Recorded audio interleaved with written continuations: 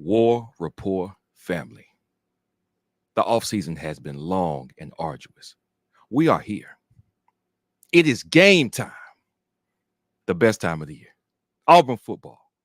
Game 1. UMass. Let's go.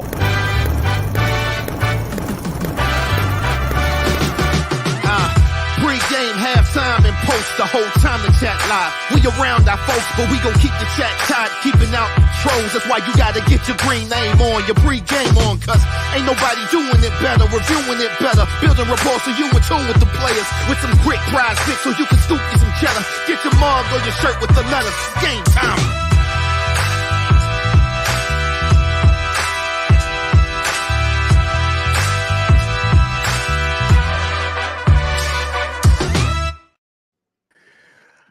Bravo, B. I like that one, man. I like that one. Let's do it.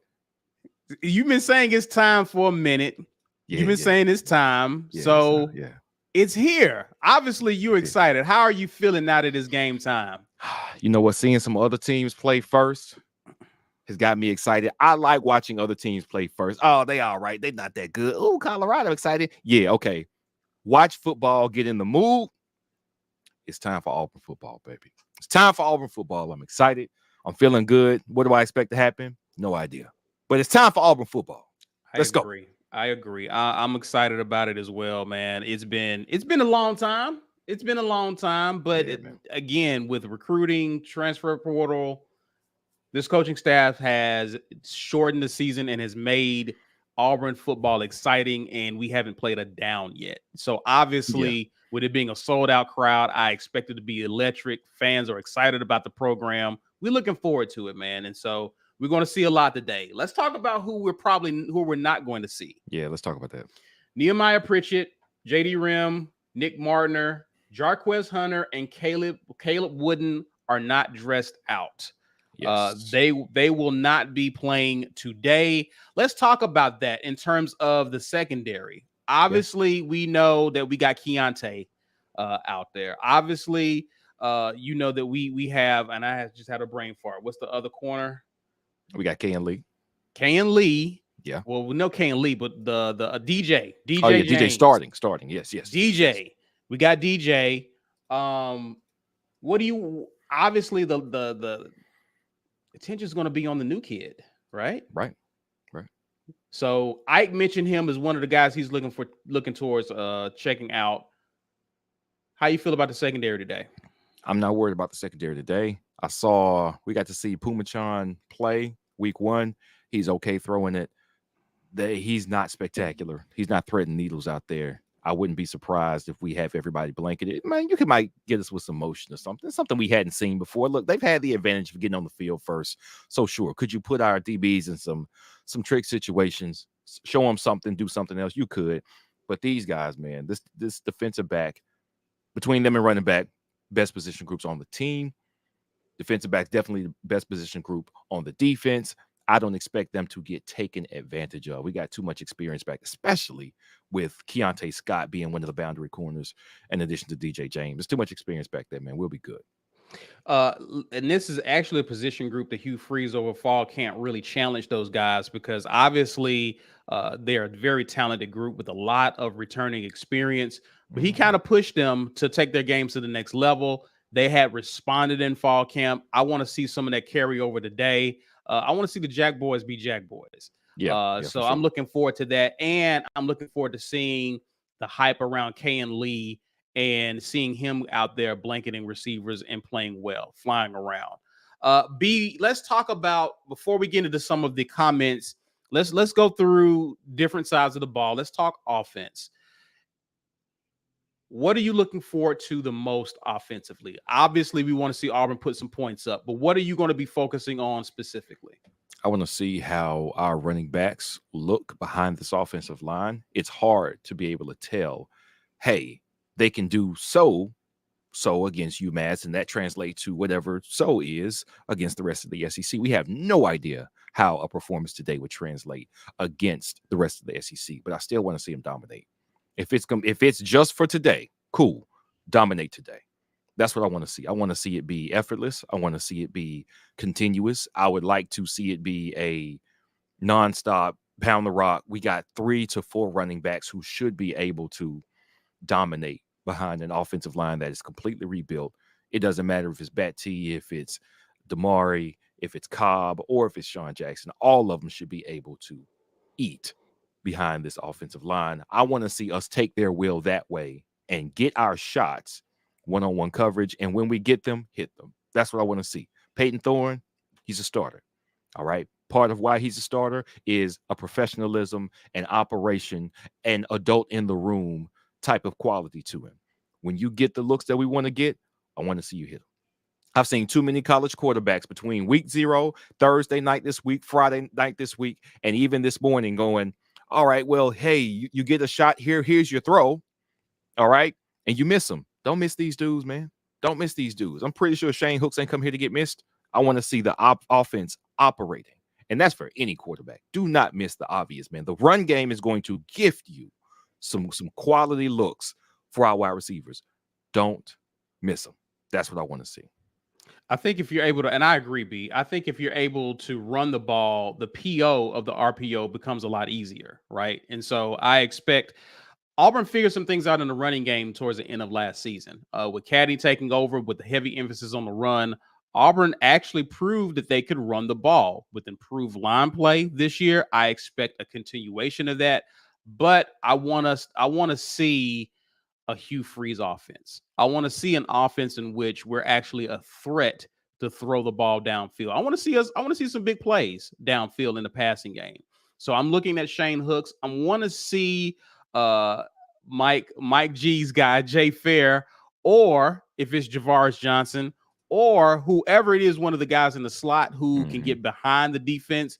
I want to see a big throw for sure. Yeah. And so I'm looking forward to seeing what we look like on offense, but I definitely want to. I think this is a game where Auburn is definitely bigger, stronger, faster up front. We need to look like it in this game. If we're going to feel good about the other games on the schedule when we get into conference play, even next week when we're on the road against a P5 team, I want us to dominate in the trenches on offense against the UMasses of the world. Right. And so it starts with that. And I definitely am looking forward to seeing our QB and why he was named starter. I want to come back at halftime was like, I get it. I see why Hugh Freeze named him the starting QB. And so that's what you want. I want to see that for sure. Let's talk defense. Okay. Defense real quick. What are you looking forward to mostly on defense? Mostly on defense. I don't know if this will be a true test of a powerful offensive line. As a matter of fact, I know it won't be. The quarterback being a scrambler is a good test for us, though. That means you have to be disciplined. When the quarterback scrambles, you have to be disciplined. Keep him in his lanes. The back end has to cover a little bit, okay, because the quarterback can buy himself time to throw downfield. One thing about Pumachan that we saw when they played last week was he scrambles well. Like I'm going to get out of here and I'm going to get some yards. He didn't make incredibly boneheaded decisions once he got out there and got too hurried. Okay, that's good for them. So for us, play your lane. Don't let him get outside of you. Or, whatever the plan is. Sometimes the plan is to collapse him inside. Sometimes the plan is to let him get outside and keep him at the boundary and not let him break free up the middle. But, the coverages are going to kind of dictate that as well. I want to see us control him. You're not going to keep a quality scrambling quarterback from getting any yards ever, but you can keep him controlled. You can keep them out of field goal range. I expect to see that from this defense. I would love to see domination just because of the difference in talent. Would love to see domination. I think we should see that. However, if we don't, I'm not incredibly discouraged because so much along that front seven is brand new. So at the very least, I want to see discipline and get guys down when you get your hands on them. I don't want to see missed tackles. Not UMass. This is not the time. There's not a 6'4", 230-pound wide receiver on UMass like that. We're going to have to see those guys. Those guys aren't here. So when you get hands on a dude, get them down. We don't have to see a Jarquez Hunter on the other side. Like a Jarquez Hunter plays for us. You're not going to have to have that guy running at you, slipping tackles. So when you get your hands on their running back, get them down. Get hands on guys, get them down, stay disciplined. That's what I want to see from this defense today. Same here. One of the biggest questions in fall camp is our run offense really good or is our run defense a little porous? And again, Yeah. this game is we're gonna get some answers. We may not get the full picture, but we're gonna get some answers today, starting with the run defense and whether or not we're gonna be able to bottle up UMass's run game.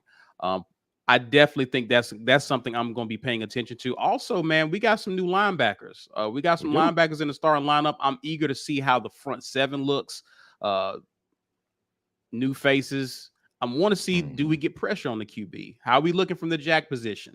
Right. So that's the scenes. I'm looking at those new faces there. Whether it's McAllister, I'm looking to see if we set the edge correctly. That was another concern that we saw in spring game. So are we setting the edge? Are we basically, our run fits look good? Do we look disciplined? Do we look like we know what we're doing? Are we in positions to make plays? B, you said wrap up when you get there. Are we even getting there? Right. That's true. So that's one of the things that I'm looking forward to. We open up starting with the secondary, concerns about that. I'm not really concerned with some of the guys who are out. My biggest concern that I'm paying most attention to is the front seven, and do we control the line of scrimmage?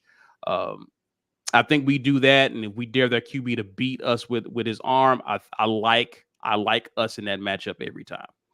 Okay. Special teams,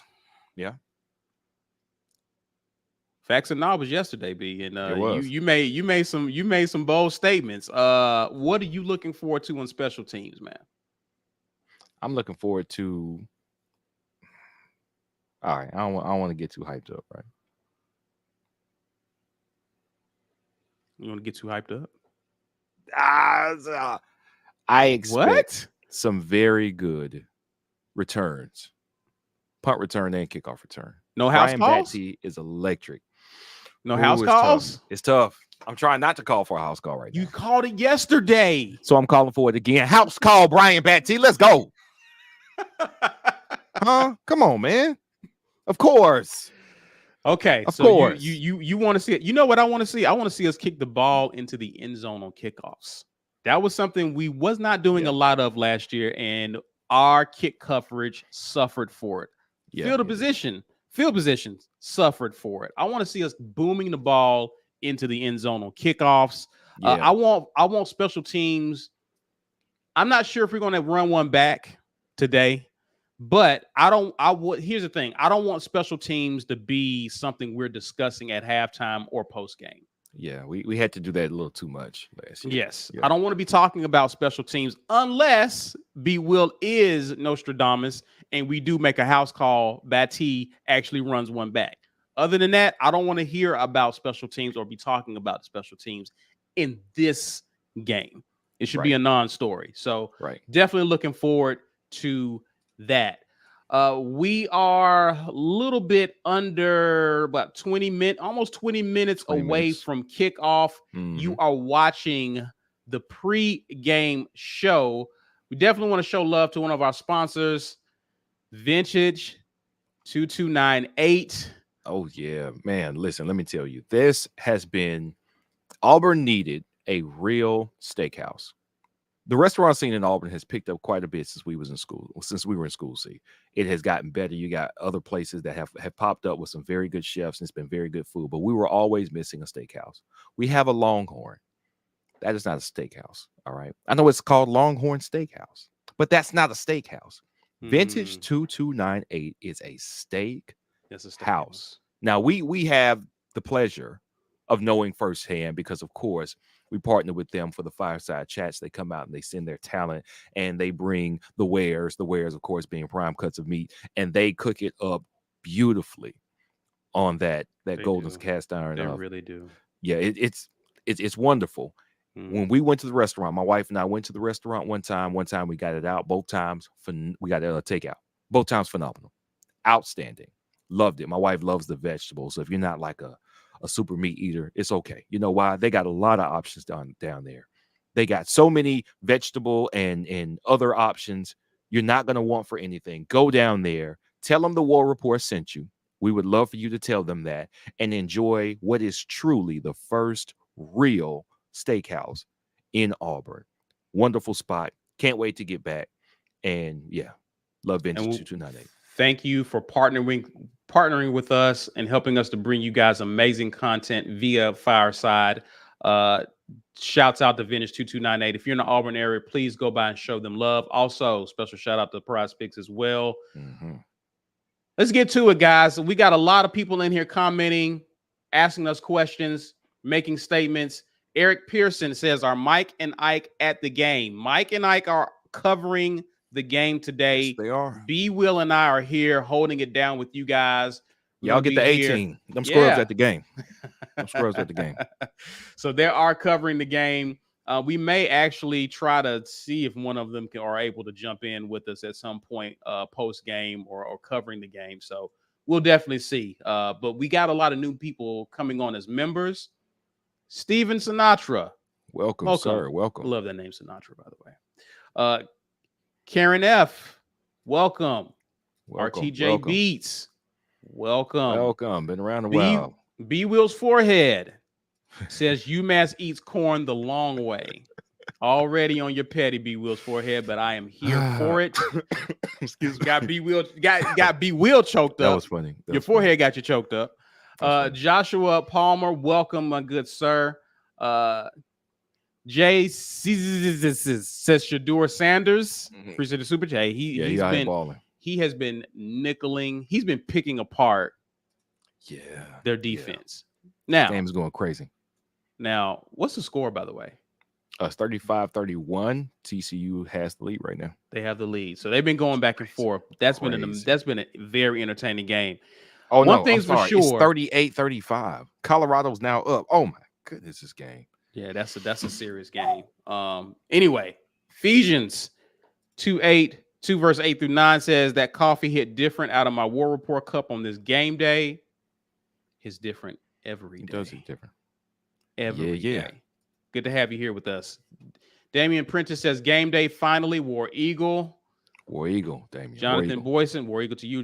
Jonathan Boyson says finally it's time to play ball. War Eagle. What's everyone's score predictions? We're going to get to that towards the end of this. So be thinking about yours, B. Okay. Lawrence Robinson indicating no Jarquez today. Let's talk about this real quick because I mentioned it early when I mentioned a few other players: Nehemiah Pritchett, J.D. Rim, Nick Martiner, and Caleb Wooden. Yeah. Your thoughts about this? This means that it's Damari Austin time. Coaches have been raving about this kid in the offseason, talking about he's really stepped up as a leader on the team. I'm excited for this kid. I'm ready for him to eat.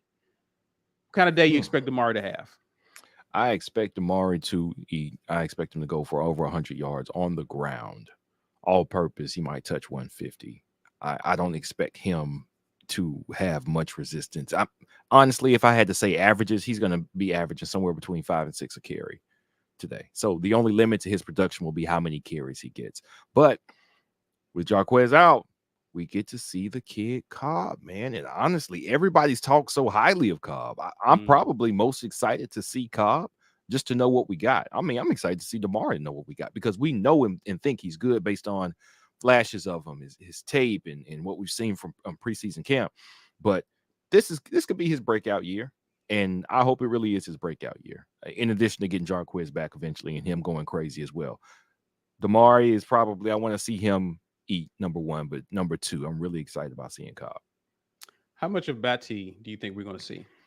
Oh, he's going to get some run. Like, the question would be, do you even want to pass the ball? Because like all we got is dogs in the running back room. Do you want to pass it? You definitely want to pass the ball. Yeah, I know. I mean, Hugh Freeze is our coach. He wants to throw the ball. But see, that's the question. How much do you take away from a run game that could be phenomenal to throw the ball? You've got to throw some, right? You're still advertising your program to the wide receiver recruits, to other quarterback recruits. You want them to know, hey, we're going to sling the ball here. We're going to get Peyton Thorne his numbers. We're going to get the wide receivers, their numbers, their touches, their catches.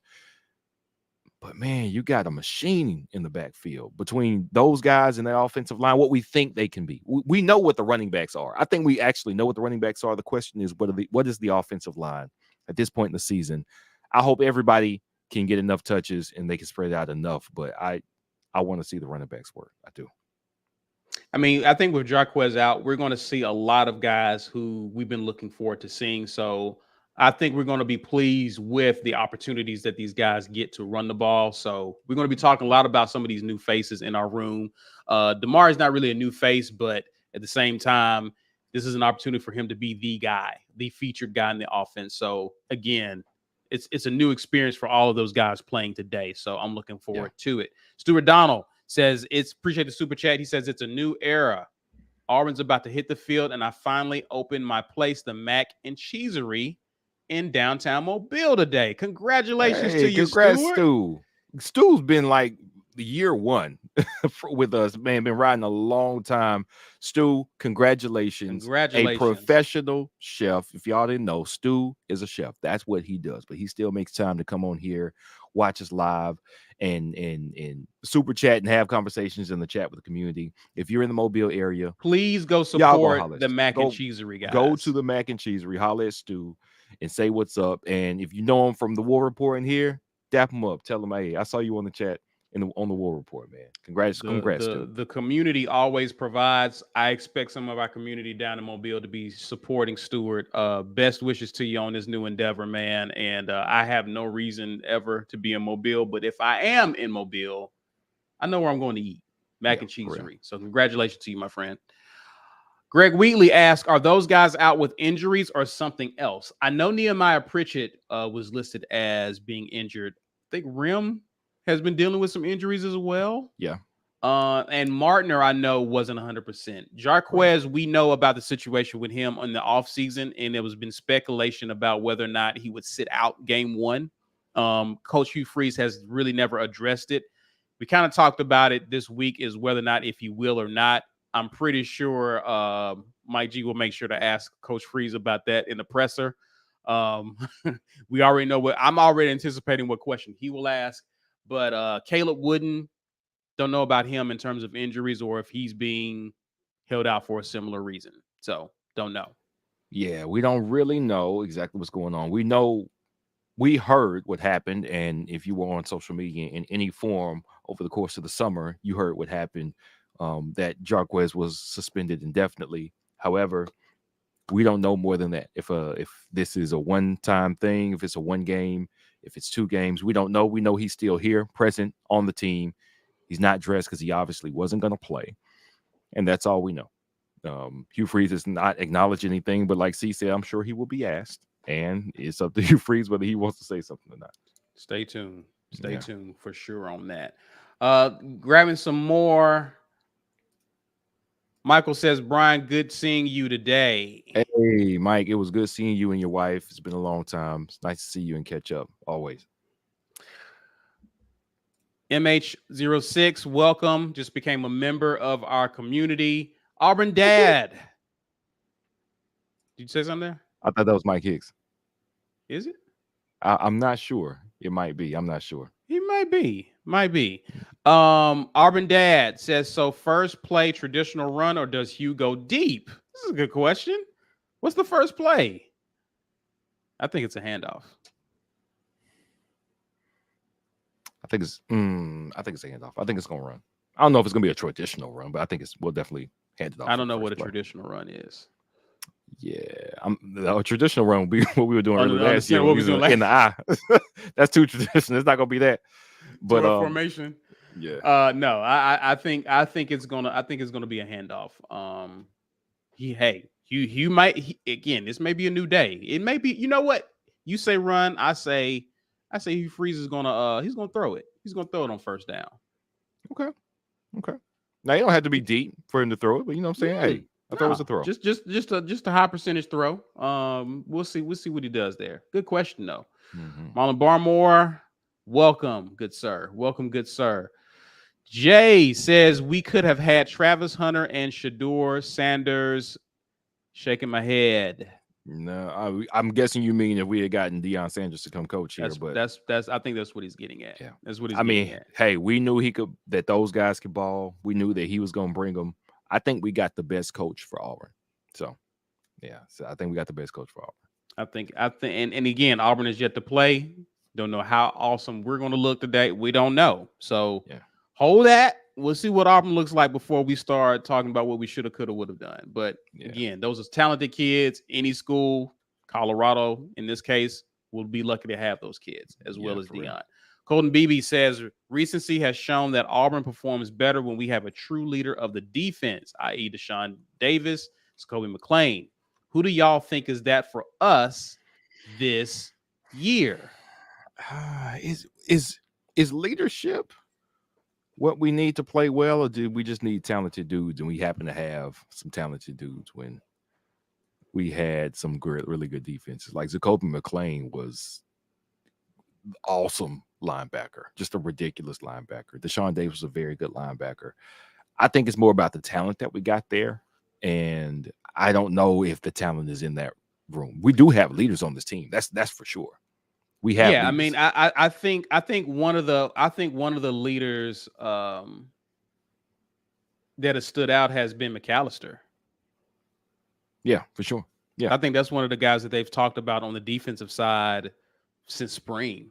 I'm also looking at Austin Keys. I think the coaches have spoken well of him, and so I know he's been injured through a good bit of fall camp, but I think we got some leaders on the defensive side. I think because they're new players.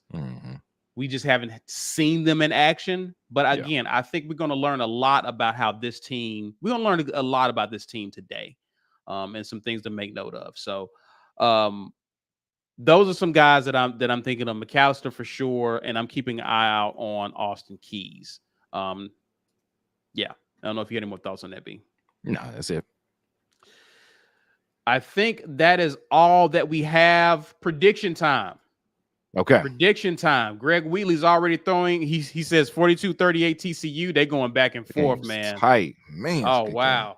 You see what we're doing? We're bringing y'all quality content at the expense of watching a phenomenal opening Saturday game between Deion Sanders, Colorado, and TCU. God, they said it was going to be a blowout, man.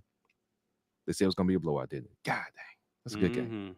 All right. It's all good. It's all. We here for y'all. We are here for you. What you got? For you. What we doing? It's very interesting to me. We do not have any idea. We kind of know what Gus would do, right? In opening games and fluff game stuff. You get up, you put the backups in, all they do is hand it off. Hand it off, right? So you can bet we're going to get up. It's going to be comfortable enough, and then we just take the foot off the gas. I don't know what Hugh Freeze likes to do. He's been at Liberty for 3-4 years, whatever. I don't know what he did at Ole Miss. But what I can tell you is that we absolutely need to put the league on notice. We need to put our fan base on notice that it's not going to be like it was. I think Hugh Freeze understands that he has a lot to do to get everybody behind him. And part of that is putting some awesome football on display. I don't think it's enough to just get up a few touchdowns and take the foot off the gas. I think he needs to push it. I think he needs to air it out. And I think he will. I'm expecting 48-10. 48-10. Auburn. 48-10. Yes. Okay. I'm going 42-3 Auburn. Okay. I think we so either way, so the spread is 35, so we're both saying they cover. Yeah. And if you're watching, I saw somebody asking in the chat a long time ago, betting with B Will did go up. It was in podcast form. I tweeted it out from the War Report account in written form on the website. What we're going to do is we're going to cover that after, so it's a little easier to catch up with, to see how we did and all that stuff. I think I prefer going after that way, but the audio sports betting, it's me and Blake from the Uptempo podcast. We covered every SEC game, starting with the Thursday night game. It went up midday Thursday because we had to get ahead of the Florida and Utah game, right? So I will tweet that out again if y'all want to listen to what we're talking about and the picks that we made. That way you have access to it. But yes, and the recommendation was Blake and I were both booging. We're booging hard. Auburn's going to cover over the 51.5 points. We think we're going to run it up enough to cover that. And that's what we had going. Of course, we don't know if it's going to happen, but that's what we would pick. Am I personally bet my money on it? No. That's a no, because I have no idea what we're going to do. But I do believe we get into the upper 40s and they don't score more than 10. Word. James Barnett agrees with you. He's got 63-10. Hey. Kevin Dumas says 52-0. Not saying shutout. Okay. Jake Mobley says Shane Hooks for $150 in the TD. I'm keeping an eye on Shane Hooks. Wow. Damian Prentice, you and I think alike, 42-3. Zach Smith, 42-13. So we got some 42s. With the new clock rules, if we're running the ball well, I expect this to be a shortened game. We'll see. That's true. That's true. So us getting into the 50s and 60s, I would be impressed if we do that. But with the new rules, I have a hard time thinking that we do it. But we'll see. It is almost 4 minutes to kick off, so we're going to wrap up, guys. Listen, we'll be back at the halftime show. Just want to remind you, from this point forward, all people can watch, but only members will be able to comment, whether it be the halftime show and post-game. So become a member. You want to come in here and chop it up with us, ask questions, give your opinions on what you've seen. Become a member. We'll be waiting on you. Until then, guys, enjoy the game. What you got? Post game, anybody can chat. Anybody can chat? But okay. We may lock it down. We want to let y'all know what it is, but we also don't want trolls from other teams. UMass probably won't have no trolls. It'll be safe. Halftime chat is members only. So Green Name Gang, y'all are good. Post game is going to be for everybody for this game. For this game. Gotcha. Okay. So we're doing some new things here. Okay. Guys, it's almost time. It's time, B? It's time. It's time. Let's go. Kick off. We will definitely see you guys. Enjoy the game, or the first half. We'll be back.